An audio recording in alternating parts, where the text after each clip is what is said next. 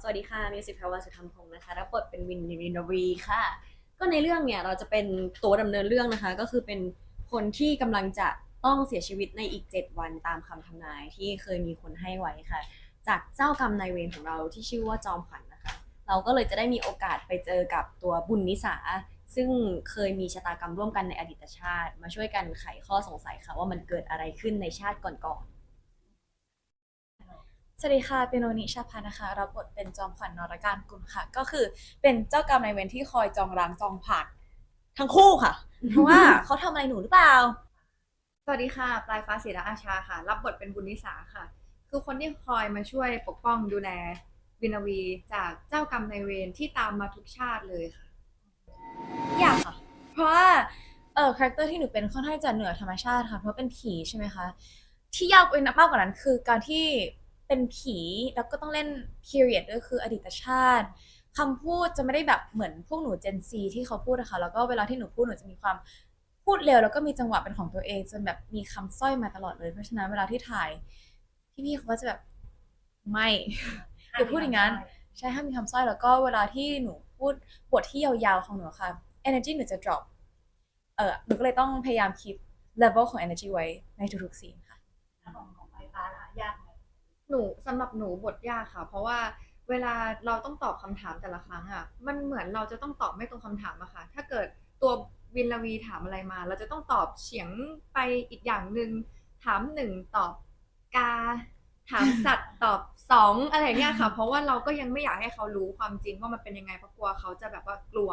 เราแค่อยากให้มันกระจ่างก่อนอะไรเงี้ยค่ะก็เลยรู้สึกว่าเราต้อง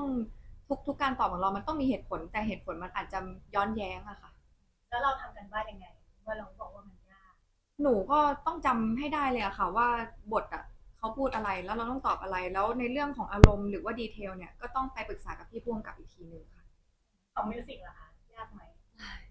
ค่อนข้างค่ะแต่หนูแบบว่าพอได้อยู่กับเขามาสักพักหนึ่งมันก็เริ่มรู้สึกว่าไม่ได้ยากขนาดนั้นแล้วอาจจะเป็นเพราะเราแบบว่าเจอภาพที่ตรงกันกับผู้กำกับคือหนูรู้สึกว่ามันอาจจะยากในแง่ของแบบสิ่งที่เราคิดไว้กับสิ่งที่ผู้กำกับคิดหรือว่าทีมงานคิดมันมีหลายปัจจัยเนอะคะหรือว่านักเขียนเองด้วยอย่างเงี้ยมันก็เลยทำให้เราแบบว่าค่อนข้างต้องมาเคลียร์กันหน้างานบ่อยอยู่เหมือนกันแต่ว่าตอนนี้พอเริ่มทำงานมาเยอะขึ้นเราก็แบบว่าไม่ได้มีจุดที่รู้สึกว่าอ้ายากอะไรอย่างเงี้ยแล้วอะค่ะเรียกได้ว่าเป็นซีรีส์กราฟิก เฮอร์เลอร์เรื่องแรกเลยค่ะที่เป็นผีที่เดือดขนาดนี้ด้วยค่ะอืมค่ะซีรีส์ของพวกเราไม่ได้มีแค่สยองขวัญหรือว่าความรักอะค่ะจะมีโชว์หลายๆมิติของแต่ละตัวละครเห็นถึงจิตใต้สำนึกหรือว่าแบบด้านมืดของแต่ละตัวละครทำไมเขาถึงคิดที่จะทำอย่างนั้นเพราะว่าถ้าเป็นเราเราก็อาจจะมีการตอบสนองต่อการกระทำนั้นๆที่แตกต่างกันไปสำหรับหนูเนี่ยถือว่าเป็น GL ที่เป็นหนังผีได้เลยค่ะเพราะว่า70-80%ของเรื่องนี่คือเป็นผีไปแล้วซึ่งแบบหนูว่ามันน่าจะถูกใจคนที่แบบชอบหนังผีด้วยค่ะ ทุกคนเจอกันเป็นครั้งแรกหมดเลยค่ะถือว่าเราตอนแรกก็ดูเขินๆยังไงกันอยู่ป่ะแล้วเรามาถึงจุดนี้กันได้ไงวะเพราะอะไรเพราะเราแคสด้วยกันด้วย ใช่ค่ะ แล้วใครคุยกับใครก่อนอะไรอย่างเงี้ย วันนั้นเหมือนไม่มีใครบอกหนู หนูก็คุยนะเพราะว่าตอนนั้นก็ยังถามอยู่เลยว่าแบบพี่ปลายกลัวผีไหมเปียโนกลัวผีไหมวันแรกอะไรเงี้ยมากขึ้นเรื่อยๆนะจริงๆแล้วใช่จากวันแรกๆคือตั้งแต่แรกอ่ะมีความแบบอาจจะมีความเกรงใจกันมากๆแล้วก็ไม่รู้จะพูดอะไรหรือตอนแรกที่มาเจอกันวันแรกที่บ้านฉันนะคะมีความหัวมันแบงค์อยู่อะค่ะอืมว่าแบบเอ้ยมันต้องเล่นยังไงไม่แน่ใจว่าคาแรคเตอร์เป็นยังไงเนเจอร์แต่ละคนเป็นยังไง ใช่ อะ ใช่ เราก็จะแบบว่าค่อนข้างที่จะเกรงใจแล้วก็เกรงว่าแบบอาทิตย์ที่เราพูดไปแล้วจะตลกไหมเนี่ยหรือ ตลกเปล่า โง่ ห ไหม รือแปล เนี่ย กเออ เก็ตหรือเปล่าแบบกลัวไม่เก็ตแต่สุดท้ายแล้วอ่ะมันมีเอ็กซ์ไซส์หนึ่งอะค่ะที่แบบเป็นการละลายพฤติกรรมเราได้ดีมากหลังจากวันนั้นเราเหมือนปลดล็อกเลยแล้วเราก็แค่มองหน้ากันก็รู้แล้วว่าคิดอะไรอะ คือจริงๆสิการรู้สึกว่าคือหลายๆครั้งเวลามีคนถามเนี่ยพวกเราก็ชอบบอกว่าเอ้ยพวกเราเจอซีนไม่ตรงกันหรือว่าเวลาพักพวกเราก็จะแยกกันพักเพราะมันแบบเป็นซีนอารมณ์รวมถึงแบบเข้ากันติดๆใช่ไหมคะแต่จริงๆสิรู้สึกว่าเรื่องที่มันซิงค์พวกเราเข้าหากันอะมันก็คือเรื่องเครื่องดื่มเพราะว่า เราทั้ง3คนเนี่ยมีทั้งแบบชอบมัทฉะหรือว่าชอบกาแฟเหมือนกันอะไรเงี้ยหรือบางทีถ้าเกิดพี่เปียโนเขาแบบว่าเข้ากองช้าหน่อยอย่างเงี้ยพี่เปียก็จะชอบแบบมันไกลอะเนาะโลไม่ค่อยมีอะไรให้กินอะไรเงี้ย เปียโนก็จะแวะแบบร้านกาแฟอะไรเงี้ยเราก็ซื้อแบบมัทฉะเขาจะจำได้ค่ะว่าแบบใครชอบกินอะไรแล้วเขาก็จะแบบว่าเอามาให้พวกเราเสมอหรือไม่เวลาถ่ายอย่างเงี้ยเราจะแบบโอเค ถึงเวลาแล้วว่าเราต้องเติมกาแฟอย่างเงี้ยเราก็จะถามกันว่าอยากอะไรหรือว่าแบบบางทีก็สั่งมาเผื่อกันเสมอเลยค่ะไกลมากไกลแบบ ดูเหมือนอัดมากนะ ใช่เพราะว่าแบบเวลาหนูตื่นไปกองหนูตื่นตอนตี 4ตลอดอะไรเงี้ยเดินทางไปถึงกว่าจะเริ่มแบบแต่งหน้าอะไรก็6 โมงเปียโนก็แต่งตัว4 ชั่วโมงเพราะว่าเป็นผีเอฟเฟกต์อะไร จริง เงี้ ไห ย มทีมงานเราพาหนูไปถ่ายที่ไหนบ้างคะ ไกลมากเลยมีอยุธยา มีอะไรนคร นครปฐม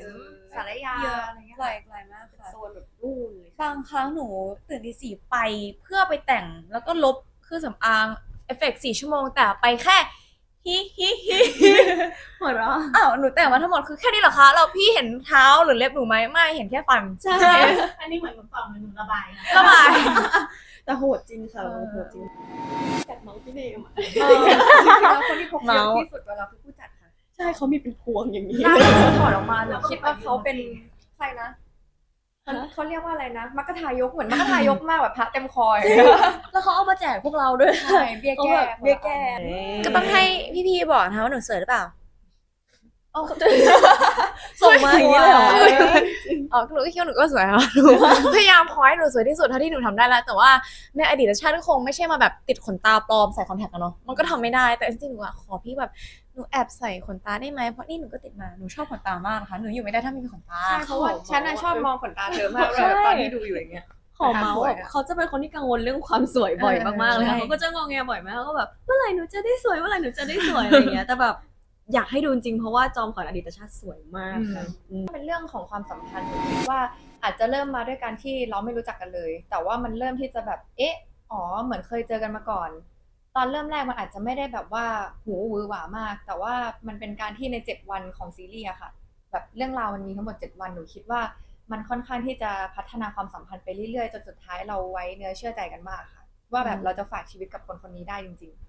เรียกได้ว่ามีเลิฟไลน์เยอะกว่าในนิยายค่ะ ใช่ เพราะว่าจริงๆในนิยายมันจะแบบว่าเรียกได้ว่าหนีตายอย่างเดียวเนาะแต่ว่าในครั้งนี้พอแบบมันถูกกระชับมาในซีรีส์แค่8 ตอนเนี่ยเราก็มีการเพิ่มความสัมพันธ์ที่เห็นไหมว่ามันมีการพัฒนานะ หรือว่าแบบมีความชัดเจนระหว่างตัวบทของอดีตชาติของระหว่างกรกวีกับจอมขวัญอะไรเงี้ยทุกคนก็จะได้เห็นที่มันเป็นภาพขยับได้ระหว่างสายตาว่าแบบเราสื่ออะไรไปหาเขา อืม ถ้าเกิดให้หนูพูดในมุมของหนูแน่นอนว่าหนูก็ต้องตอบจอมขวัญ ทุกซีนที่มีจอมขวัญค่ะ หลอนหมด ใช่ค่ะ แล้ว คือส่วนตัวหนูเล่นเป็นจอมขวัญนะคะเลยไม่ได้รู้สึกว่าแบบหลอนตัวเอง เพราะว่านิสัยหนูโกะหนูรู้ว่าแบบทุกอย่างมันคือเปลือกเฉยๆแต่ว่าที่หลอนหนูก็คงเป็นช่วงที่ถ่ายแบบในป่าจริง ๆ เวลาที่หนูขึ้นบนต้นไม้แล้วโหนสลิงอ่ะอันนั้นคือไม่ได้หลอนอ่ะแต่มันเป็นประสบการณ์ที่แบบหนูเสียวหนูก็ตกค่ะถึงให้มีสลิงก็ตามนะแต่ว่าเหมือนเขาให้แบบทำขาแบบกระดิกแบบพี่โออยู่นิ่งๆก็น่ากลัวแล้วหมายถึงหนูกลัวเอง พอกระดิกแล้วมันจะตกจริงๆ หนูก็ต้องแบบพยายามเอามือแบบยันไว้หลอนในเรื่องของการขึ้นสลิง ใช่หลอน หลอนเรื่อง แบ นั้ บ น ว่าหลอนอยู่ แล้วแต่ก่อนอันนี้หนูแน่นอนไม่เคยขึ้นมาก่อน ไม่เคยเลยค่ะไม่เคยเรื่องนี้ ใช่ค่ะ เพราะว่าพี่ๆเขาก็บอกว่าบางคนที่เขากลัวความสูงจริงๆ เขาเล่นไม่ได้เลย อืม เอาจริงหนูเข้าใจเลย เพราะว่าตอนที่มองมาดูไม่ได้สูงนะคะ แต่พอขึ้นไปแล้วแบบเฮ้ยกลัวจริงๆอะค่ะ ยิ่งแบบต้นไม้มันแบบ ๆ ของหนูมันจะมีอยู่ซีนหนึ่งค่ะที่แบบว่าจะมีผีหลายตัว ซึ่งตอนนั้นเราถ่ายกันมาสักพักใกล้จะเป็นซีนสุดท้ายของวันแล้วอะค่ะ แล้วหนูว่าลืมว่าซีนนั้นต้องมีผีเข้าด้วย แล้วเขาก็จะยืนแอบไปตามมุม หนูก็เดินแล้วเราต้องทำแบบว่าดูนู่นดูนี่แล้วหนูหันไปเห็นเขาแล้วหนูตกใจจริงอะตกใจแล้วแบบว่าถ่ายอยู่อะจริง ๆ แล้วเราเป็นบุญอะเราจะต้องตกใจไม่ได้ถูกไหมแบบก็มันตกใจแล้วมันใจหายแบบปุ๊บลงไปจริงๆเลยค่ะมันน่ากลัวมาก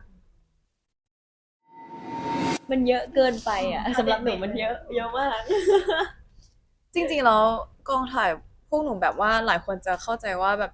serious เครียดตลอดนะคะคือจริงๆแล้วเวลาที่เขาคัดก็คือเฮฮาพี่ช่างแต่งหน้าแม่ๆที่ทำอาหารคือทุกคนตลกมากแล้วก็นิสัยดีกันมากๆเลยค่ะ ที่รู้สึกว่าหนูชอบคือพี่เนมแล้วก็พี่มิวสิกเขากลัวจิ้งจก พี่โนแค่แกล้ง เขา มาก จะกลัวแต่หนูก็ไม่ได้แกล้งบอกว่าไปหยิบแล้วก็ หนูไม่กลั ห ว นูก็กลัว หนูกลัวถ้าหนูจับละกันแต่ว่าถ้าอยู่บนเพดานก็ไม่ค่อยกลัวค่ะแต่ก็มีที่เสียวว่ามันจะตกใส่หัวไหมเพราะหนูชอบโดนอะไรอย่างนั้น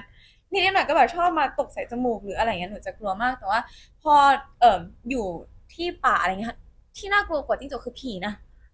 หนูกลัวพวกผีจริงๆนะเพราะว่าหนูเล่นเป็นผีแล้วหนูกลัวว่าหนูจะไปลบหลู่อะไรอะค่ะหนูกลัว